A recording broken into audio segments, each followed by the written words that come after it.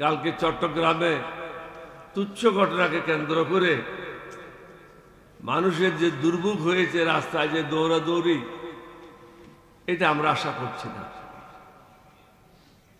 এইভাবে বিভিন্ন জায়গায় অনেক হত্যাকাণ্ড ঘটছে, আইন শৃঙ্খলার চরম অবনতি হচ্ছে। এখন আমাদের ছেলেরা কিভাবে জান দিতে হয়, কিভাবে শহীদ হতে হয় সেটা শিখে গেছে। তখন কিন্তু আমরা যখন আন্দোলন করেছি তখন শহীদ হওয়া শিখে নাই, এখন কিন্তু জান দেওয়া শিখেছে।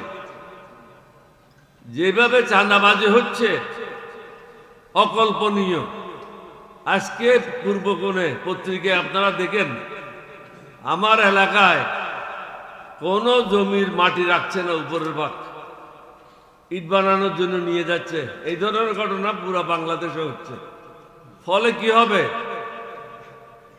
আপনার কৃষির উৎপাদন হ্রাস পাবে, গর্ত বাইরে যাবে, পানি জমা হবে, ফসল নষ্ট হবে।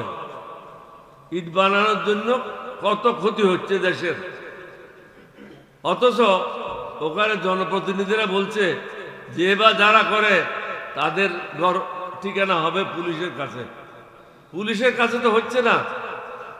তত্ত্বাবধায়ক সরকারের সময় ড্রাগ কিছু কমেছিল, ইয়াবা ট্যাবলেট, বাবা, ওটা আমাদের ওখানে বলে বাবা, ইয়াবা ট্যাবলেট। এখন ইয়াবা ট্যাবলেট জনপ্রতিনিধিরাই করছে,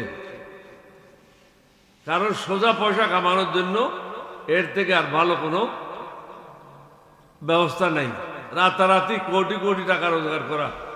আপনারা হয়তো স্মরণ আছে, ওবায়দুল কাদের প্রতি মাসে একবার দুইবার করে কক্সবাজার যাইত।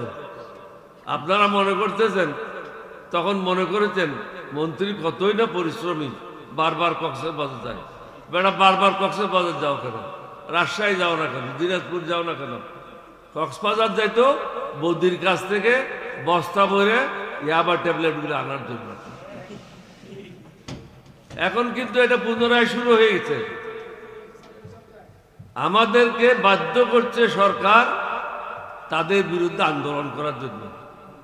এই আন্দোলন কিন্তু শেষ পর্যন্ত যাবে, সরকার পতন না হওয়া পর্যন্ত। হয়তো সরকার এই সংস্কার, আমরা যেটা বলছি তারা যেটা বলেছিল, এটার মধ্যে কোনো ভিন্নতা নাই। এই সংস্কারগুলি করতে হবে, এই পার্লামেন্টের এই অধিবেশনে করতে হবে। দরকার হলে পার্লামেন্ট 3 দিন এক্সটেন্ড করেন, 4 দিন এক্সটেন্ড করেন। এটা তো কোনো রামায়ণের মহাভারত শুদ্ধ হবে না। 7 দিন এক্সটেন্ড করে এটা শেষ করেন।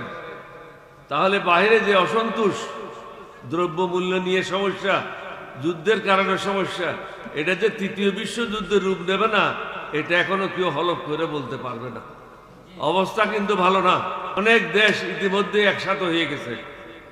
আপনারা নিশ্চয়ই শুনেছেন, চায়না আনকন্ডিশনাল সাপোর্ট দিয়েছে। রাশিয়া আগের থেকে আনকন্ডিশনাল সাপোর্ট। ইরাক, যেটা ইরানের বিরুদ্ধে ছিল, তারাও আনকন্ডিশনাল সাপোর্ট দিয়েছে। পার্সিয়াল সাপোর্ট দিয়েছে কাতার। অর্থাৎ মুসলিম দেশগুলি আস্তে আস্তে একসাথে হচ্ছে। হয়তো সৌদি আরবিয়া আসতেও পারে, নাও আসতে পারে। না আসলেও কিন্তু কোনো ক্ষতি নেই। ইরান হলো সবচেয়ে, আমাদের ইসলাম ধর্মের মধ্যে সবচেয়ে একটা সভ্য দেশ, প্রাচীন দেশ। তারা যোদ্ধা, তারা কখনো হার মানবে না। তারা শাহাদত বরণ করবে, কিন্তু কারো কাছে মাথা নত করবে না। এটা তারা দেখাই দিয়েছে। আমেরিকার মতো একটা পরাশক্তিকে নদীর মধ্যে হাবুডুবু খাওয়ার জন্য নামাই দিয়েছে। আপনাদের মাধ্যমে জাতিকেও এটা বলবো, আপনারা ঐক্যবদ্ধ হন।